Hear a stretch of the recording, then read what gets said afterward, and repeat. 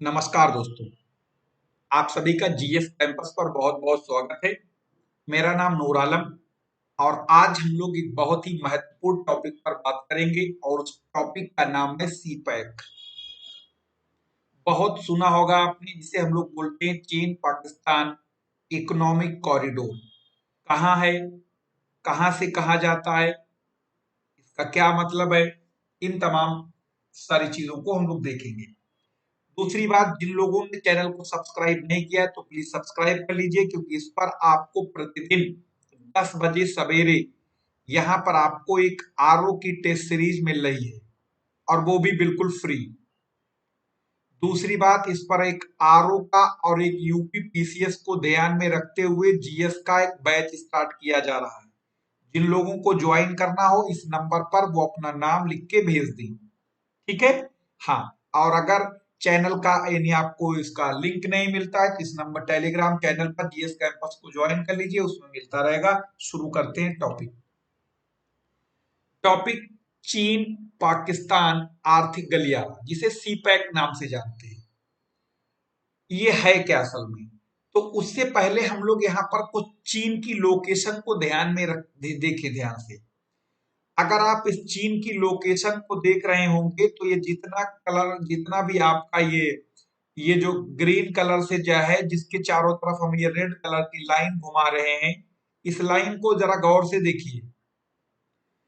और इस लाइन को जब गौर से देखेंगे तो आपको ये पता लगेगा कि चीन का कुछ भाग समुद्र से लगता है, बाकी वो ज्यादातर देशों से घिरा हुआ है, यानी जमीन से घिरा हुआ है ना। जैसे ये देख रहे हैं।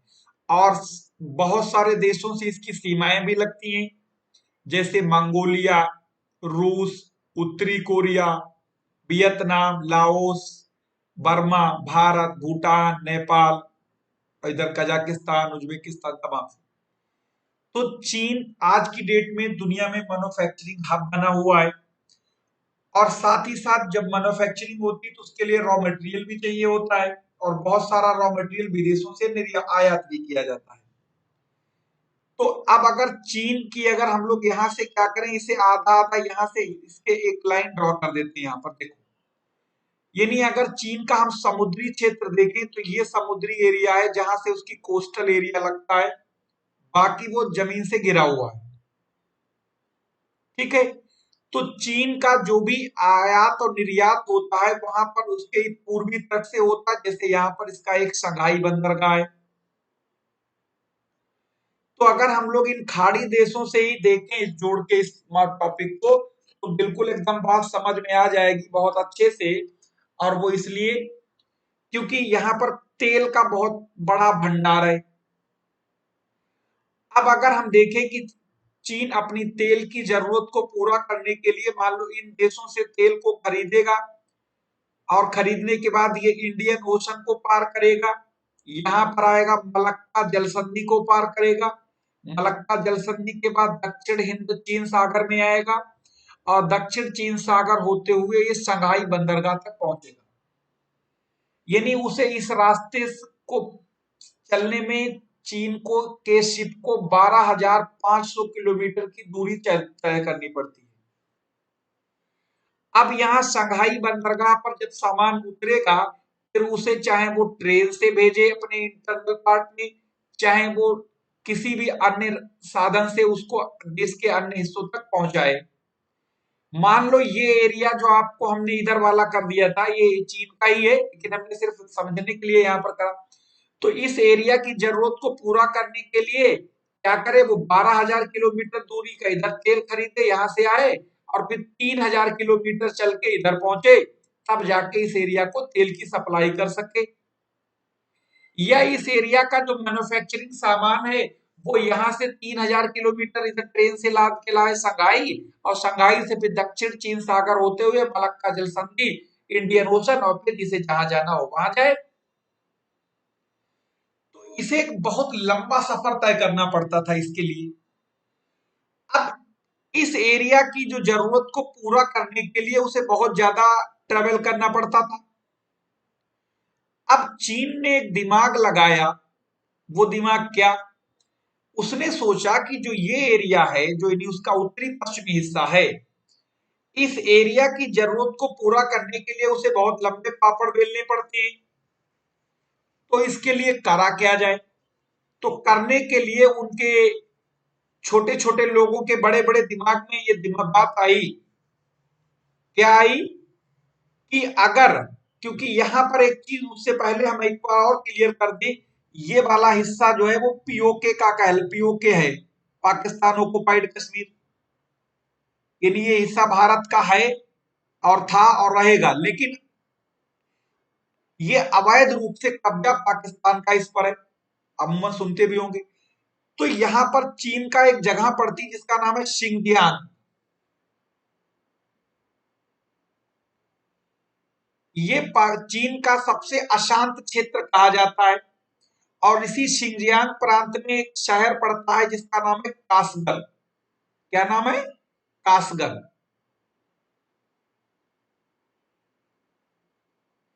और इसी कासगंज से चीन ने क्या किया, पीओके होते हुए एक रास्ता बनाया और पाकिस्तान के सबसे अशांत प्रांत जिसका नाम है बलूचिस्तान और उस प्रांत के एक शहर यानी तटीय क्षेत्र ग्वादर तक लाके से जोड़ दिया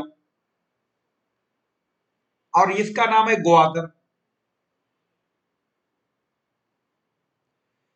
तो अब उसे ये हुआ कि जो चीन का ये वाला एरिया था, जो यहां से पहले ट्रेवल करके यहां ऐसे पहुंचता था और फिर वो यहां से बाई रोड यहां पहुंचता था, यानी 12,000 किलोमीटर दूरी, 12,500 किलोमीटर ये दूरी प्लस 3,000 किलोमीटर ये दूरी, लगभग 15,000 किलोमीटर दूरी तय करने के बाद जो काम हुआ करता था, अब इस पूरे एरिया की जरूरत को पूरा करने के लिए, आयात और निर्यात के लिए चीन ने पाकिस्तान के सहयोग से सीपैक नाम का प्रोजेक्ट लॉन्च किया, जो कि चाइना की one belt one road policy का एक हिस्सा है। और इसे ये ऐसे जोड़ दिया। तो अब उसे इससे क्या फायदा होगा, अभी इस फायदे नुकसान सब हम लोग बात करेंगे। तो उससे फायदा ये उसे ये होगा कि जो ये पूरा का पूरा एक लंबा रास्ता तय करके यहां पहुंचना पड़ता था वो नहीं पहुंचना पड़ेगा। दूसरी बात ये कि ये फारस की खाड़ी है ये वाला हिस्सा, और ये खाड़ी देश है। इन खाड़ी देशों के साथ उसकी क्या हो गई, नजदीकियां बढ़ जाएंगी। और नजदीकियां इसलिए फायदा है क्योंकि यहां पर तेल का बहुत विशाल भंडार है। अब क्या करेगा, यहां से यानी मान लो इन खाड़ी देशों से तेल खरीदेगा और तेल को खरीदने के बाद इस एरिया की जरूरत को पूरा करने के लिए क्या करेगा, यहां से पाकिस्तान के इस रोड और ट्रेन का रास्ता बना दिया है। इससे होते हुए तुरंत यहां पर पहुंचा जा सकता है। यानी जो दूरी उसे 15,000 किलोमीटर तय करने के बाद यहां पर पहुंच रहे थे, अब मात्र 3,000 किलोमीटर दूरी तय करने पर भी वो काम पूरा हुआ जा रहा है। यानी इस रास्ते बन जाने से इस चीन के इस पूरे एरिया को जरूरत को पूरा करने के लिए, जहां उसे 15,000 किलोमीटर दूरी तय करनी होती थी, अब मात्र 3,000 किलोमीटर दूरी तय करके वो यहां पर पहुंच सकता है। तो अब अगर हम इस रास्ते में देखें, जैसे यहां पर देख रहे हैं ये पाकिस्तान का ग्वादर बंदरगाह है, यहीं से देखो ये जा रहा है और ये जाके यहां पर पहुंच गया। अब इसे इस रास्ते से समझो, बहुत समझ लिया उस मैप में, अब यहां पर समझो। ये जो देश देख रहे हैं ये ग्वादर है, जिसकी बात हम लोग बार बार कर ही रहे हैं और अभी करेंगे जब तक ये टॉपिक चलेगा। ये वाला, ये ग्वादर पोर्ट, ये ईरान है, ये फारस की खाड़ी है, उसके किनारे है। तो इस फारस की खाड़ी से यानी कोई भी तेल को यहाँ इंपोर्ट किया, फिर बाई रोड यहाँ से सीधे सीधे पहुंचा दिया चीन के उत्तरी पश्चिमी हिस्से में। और ये दूरी मात्र तय करनी कितने देर में तय हो जाएगी, यानी 3,000 किलोमीटर दूरी है। और जबकि उसे इसी एरिया की जरूरत को पूरा करने के लिए कितनी दूरी तय करनी पड़ रही थी, लगभग 15,000 से ज्यादा। तो उसे एक फायदा ये होगा, उसकी नजदीकी बढ़ गई खाड़ी देशों के साथ और उसका उत्तरी पश्चिमी हिस्से की जरूरत को पूरा करने के लिए उसे एक वैकल्पिक रास्ता मिल गया। तो ये था ग्वादर बंदरगाह और चीन का सीपैक रोड। अब बात भारत की करते हैं। हाँ, अभी बात भारत की करने से पहले अब हम लोग देख ले, चीन को तो ये फायदे देख लिए, बात पाकिस्तान की अगर करें, पाकिस्तान को इससे एक फायदा ये है कि पाकिस्तान के पास पैसा नहीं है, ना टेक्नोलॉजी, ना पैसा। तो उनको जो है इससे एक फायदा ये है कि एक बहुत भारी भरकम इन्वेस्टमेंट हुआ उनके देश में, और उनका जो बेसिक इंफ्रास्ट्रक्चर था उसमें काफी इंप्रूवमेंट होगा। दूसरी रही बात, चीन का जब बहुत ही हैवी पैसा लगा हुआ है, तो इस चीन को इस सीपैक की सिक्योरिटी की भी टेंशन पाकिस्तान से ज्यादा होगी। ठीक। और तो ये पाकिस्तान का इंफ्रास्ट्रक्चर डेवलप होगा, ये पाकिस्तान को फायदा। भारत का इसको इस प्रोजेक्ट को लेके हमेशा से विरोध रहा है और रहना चाहिए और रहेगा भी। क्यों? क्योंकि ये जो पीओके है, ये भले पाकिस्तान ने इसे अवैध रूप से कब्जा कर लिया हो, लेकिन ये भारत का हिस्सा था, भारत का है और भारत का रहेगा। ठीक, ये वाला हिस्सा। अब जो ये पीओके वाला हिस्सा देख रहे हैं भाई, कोई भी रास्ता है, अब आप अपने देश में चाहे जो करिए, दूसरे के टेरिटरी में थोड़े ना कुछ कर सकते हैं। ठीक है, तो इन्होंने इस जो पीओके वाला हिस्सा है, जो पाकिस्तान अधिकृत कश्मीर कहा जाता है, उसी से होते हुए ये रोड गुजरता है। भारत की विरोध का कारण यही था कि इस रोड का पीओके से गुजरना, भाई अपने देश में कुछ भी करिए हमें कोई मतलब नहीं, लेकिन ये पीओके वाले क्षेत्र से गुजरने जो है भारत के विरोध का कारण पहले था, आज भी है और कल भी रहेगा और होना भी चाहिए। बात करते हैं कि जैसे कई बार कहा जाता है कि ये सीपैक से भारत को भी जुड़ जाना चाहिए। हमारी समझ में बिल्कुल नहीं जुड़ना चाहिए। उससे नुकसान क्या होगा?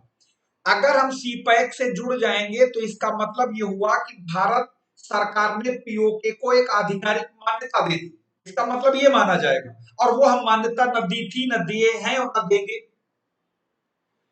इसलिए भारत बराबर इसका प्रोजेक्ट का विरोध करता रहा है, सिर्फ इसलिए क्योंकि ये पीओके से होते हुए जाता है, जो कि ये गलत है। अब हम लोग बात करते हैं, जैसे ये देख रहे हैं, ये सीपैक का हिस्सा, यहाँ पर आपको हमने अलग अलग रूट से दिखा दिया। ये ग्वादर से जाता है और ये है पूरा, ठीक, कासगढ़ तक जाता है। अब दूसरी बात यहीं पर देखा जाए, क्योंकि ये तो सीपैक तो समझ लिया। अब इसी सीपैक के प्रोजेक्ट के कह सकते हैं अगेंस्ट अपना भी कुछ चाल होनी चाहिए थी, तो वो ये है कि इसी यानी ये ग्वादर बंदरगाह है जो चीन ने पाकिस्तान से होते हुए ऐसे ये सीपैक प्रोजेक्ट डेवलप किया है। तो भारत सरकार ने क्या किया, जैसे चीन के रिश्ते पाकिस्तान से अच्छे हैं, उसी तरीके से भारत के रिश्ते ईरान से अच्छे हैं। तो भारत ने ईरान के इस मकरान तट पर, जो कि फारस की खाड़ी के बिल्कुल किनारे है, यहां पर एक चाबहार पोर्ट बनाया, और इस चाबहार पोर्ट के जरिए हम ईरान और अफगानिस्तान होते हुए सेंट्रल एशिया के देशों तक आसानी से पहुंच सकते हैं। और दूसरी बात, ये सीपैक प्रोजेक्ट के ऊपर एक नहले का दहले का काम भी करेगा। तो यहां पर ये दोनों बंदरगाहों के बीच की दूरी अगर ग्वादर और चाबहार की देखी जाए तो 72 किलोमीटर है। अब हम जो पीओके के जरिए, पीओके के चक्कर में अफगानिस्तान डायरेक्ट नहीं पहुंच सकते थे, अब हम सीधे मुंबई से कोई भी सामान लेके चाबहार पहुंचेंगे और चाबहार से सीधे ईरान होते हुए अफगानिस्तान पहुंच सकते हैं। एक तरीके से सीपैक को काउंटर करने के लिए ये प्लान है, जो कि बहुत अच्छा भी है। तो ये चाबहार बंदरगाह भी लगभग, और ये पूरा प्रोजेक्ट बन के तैयार होने की कगार पे है। तो इस बंदर चाबहार बंदरगाह से बन जाने से भारत को एक साइकोलॉजिकली एडवांटेज मिलेगा। साथ ही साथ हमारे सेंट्रल एशियाई देशों से रिलेशन मजबूत होंगे, जो कि हमारा ट्रेड बढ़ेगा, और जो खाड़ी देश हैं उनसे हमारी नजदीकियां बढ़ेगी, क्योंकि वो तेल क्षेत्र है, बहुत सारा वहां से हमें तेल भी खरीदना होता है।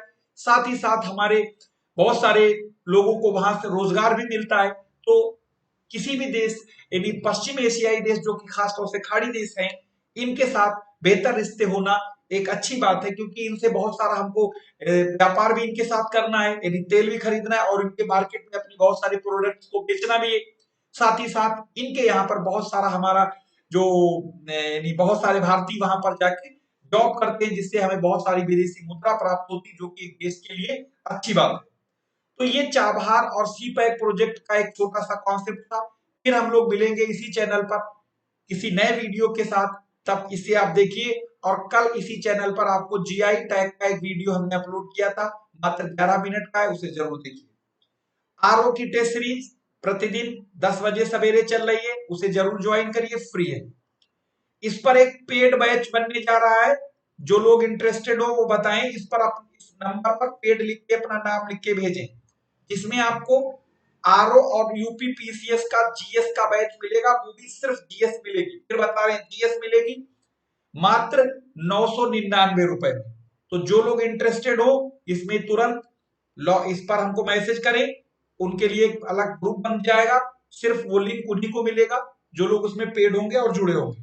फिर मिलेंगे नए वीडियो के साथ, जब तक धन्यवाद।